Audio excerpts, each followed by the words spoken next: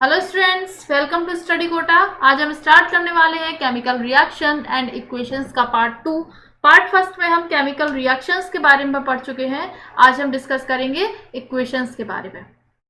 Okay, तो आज का हमारा टॉपिक है chemical equation. So let's start the topic. It is the representation of chemical reaction in terms of symbols, molecular formulas, moles, states, etc. Or a chemical reaction can be represented by chemical equation. It involves uses of symbols of substances, of reactant and product with mention of physical state. ठीक है, it is the representation of chemical reaction, मतलब जो chemical equation होती है वो chemical reaction को represent करने का एक तरीका होता है। केमिकल इक्वेशन के थ्रू आप केमिकल रिएक्शन को रिप्रेजेंट कर सकते हो in terms of symbol use करके, मॉलिक्यूलर फॉर्मूला यूज करके, मोल्स स्पेसिफाई करके एंड स्टेट्स बता के। ठीक है, इसके लिए हम एक सिंपल सी रिएक्शन ले लेते हैं। C+O2 it gives CO2। तो सबसे पहले बात की गई है इन टर्म्स ऑफ सिंबल, मतलब सिंबल यूज करके। तो कार्बन का सिंबल होता है C, तो मैंने यहाँ पे क्या यूज किया है, कार्बन के लिए C यूज किया है। फिर ऑक्सीजन का सिंबल होता है O, तो यहाँ पे O यूज किया गया है।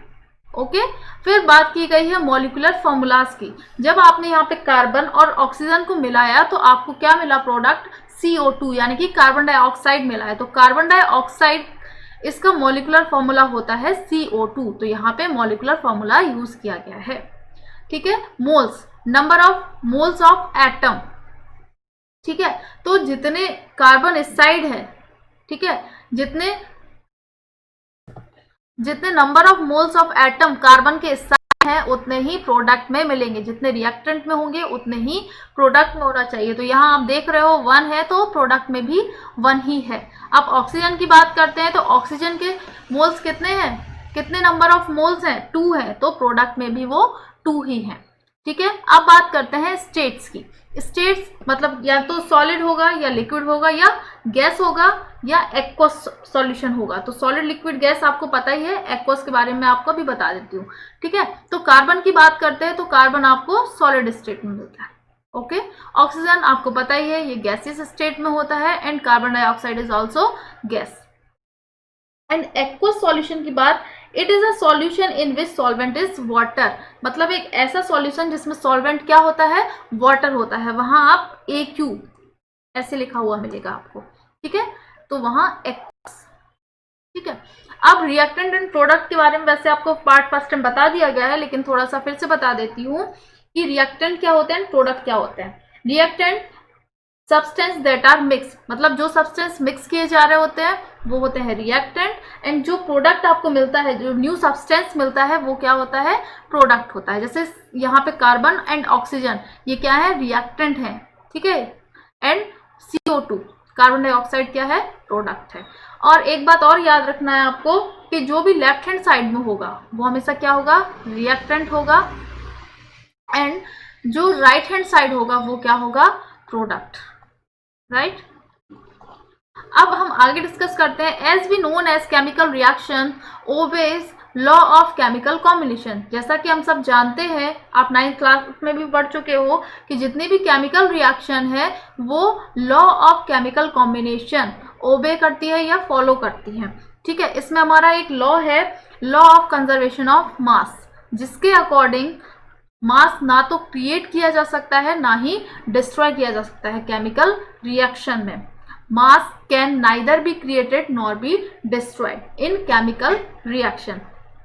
ठीक है, जितना मास रिएक्टेंट का होगा उतना ही मास प्रोडक्ट का होना चाहिए। जितने एटम रिएक्टेंट में है उतने ही प्रोडक्ट में होने चाहिए। इसके लिए क्या करना होता है, रिएक्शन बैलेंस करना होता है। ठीक है, अब हम स्टार्ट करते हैं बैलेंसिंग ऑफ केमिकल इक्वेशन। ये कई स्टेप में है तो आप ध्यान से देखते जाइए सारे स्टेप। तो सबसे पहले हम एक इक्वेशन लिख लेते हैं,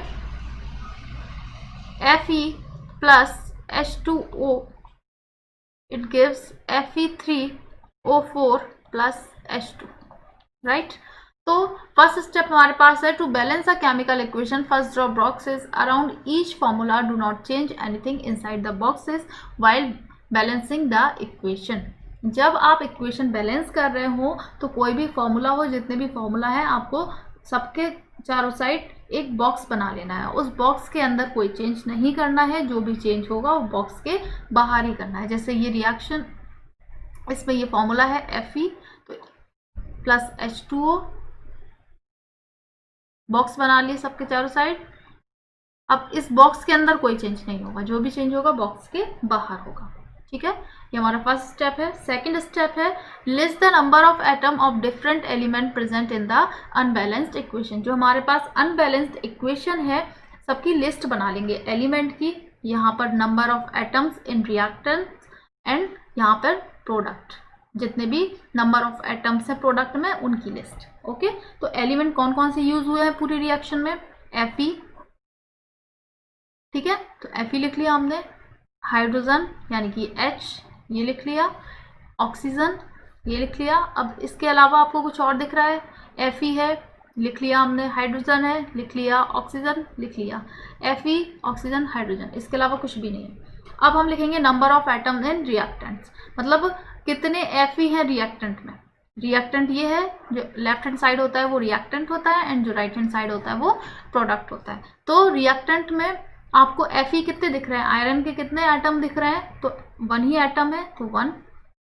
हाइड्रोजन आप देखो तो हाइड्रोजन की सफिक्स में 2 लिखा हुआ है, तो हाइड्रोजन कितने हो गए आपके पास? 2। एंड ऑक्सीजन आपको कितने दिख रहे हैं? 1। अब नंबर ऑफ एटम्स लिखेंगे हम प्रोडक्ट में कितने। Fe की बात करते हैं तो Fe की सफिक्स में लिखा हुआ है 3, तो यहाँ पे Fe हो गया 3। अब हाइड्रोजन की बात करते हैं तो हाइड्रोजन आपको देखो 2 लगा हुआ है इसकी सफिक्स में, तो हाइड्रोजन हो गए 2। एंड ऑक्सीजन की सफिक्स में लिखा हुआ है 4, तो ऑक्सीजन आपके पास हो गए 4। अब हम स्टेप थर्ड देखेंगे।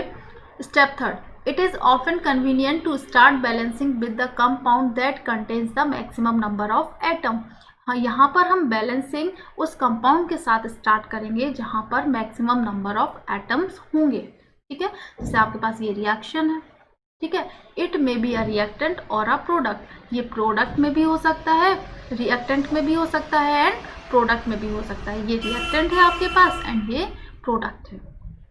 ठीक है, in that compound select the element which has the maximum number of atoms. अब हम चेक करेंगे किसमें नंबर ऑफ एटम्स ज़्यादा है।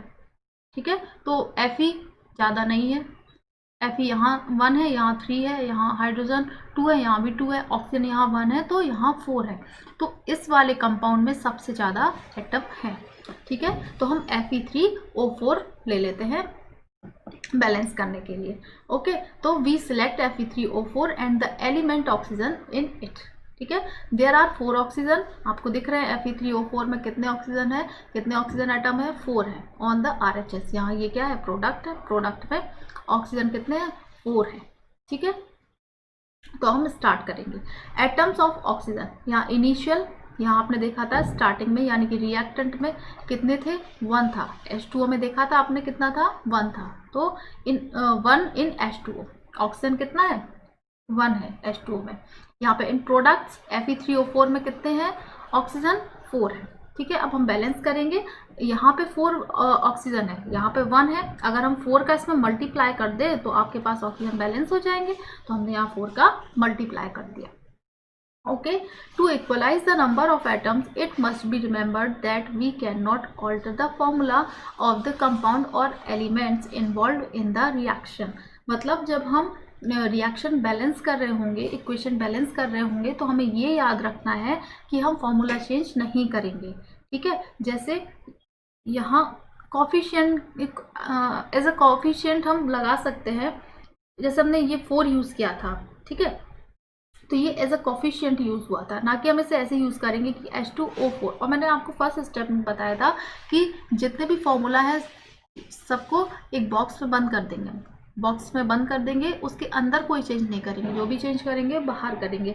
तो H2O के अंदर कोई चेंज नहीं होगा, जो भी चेंज होगा वो बाहर होगा। Fe में तो सिर्फ Fe है, एलिमेंट है ये, इसमें तो तब भी आगे ही चेंज होगा, बॉक्स के अंदर कोई चेंज नहीं करेंगे, जो भी चेंज करना है हमें बाहर ही करेंगे। ओके, तो जैसे H2O था तो हम बाहर ही 4 यूज़ कर सकते हैं। ये नहीं कि हमें ऑक्सीजन बैलेंस करना है, इसमें 4 है तो हमने यहाँ 4 लगा दिया, हो गई बैलेंस।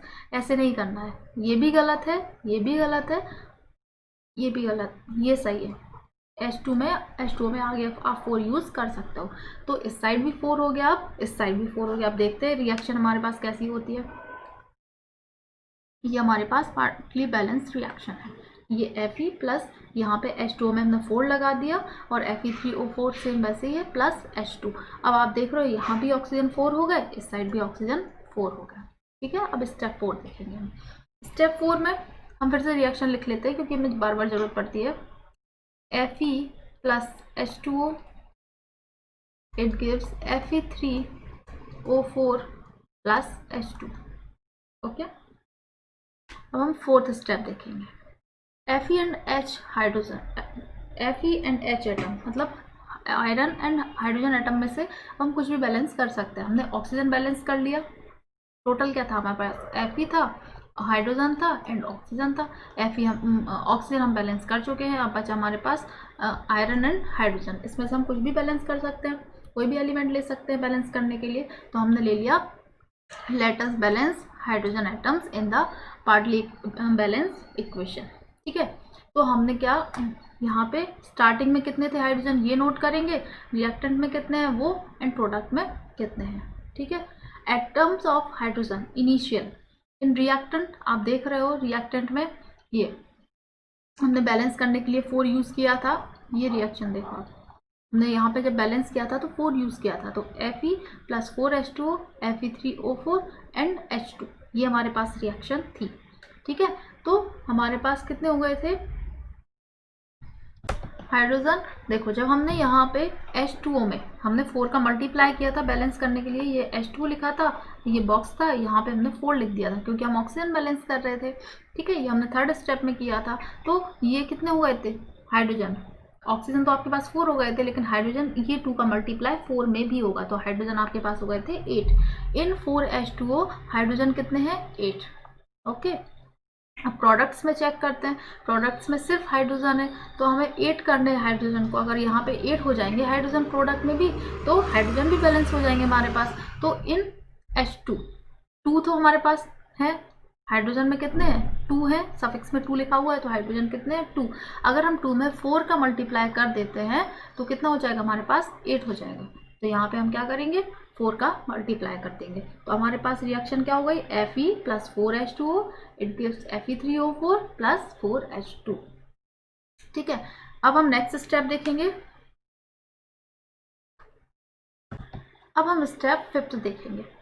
4 स्टेप देख लिए हमने, 5वां स्टेप है हमने ऑक्सीजन बैलेंस कर लिया फर्स्ट स्टेप में, सेकंड में हमने हाइड्रोजन बैलेंस कर लिया, 3 ही एलिमेंट थे हमारे पास। अब बचा आपके पास Fe यानी कि आयरन। अब हमें Fe बैलेंस करना है।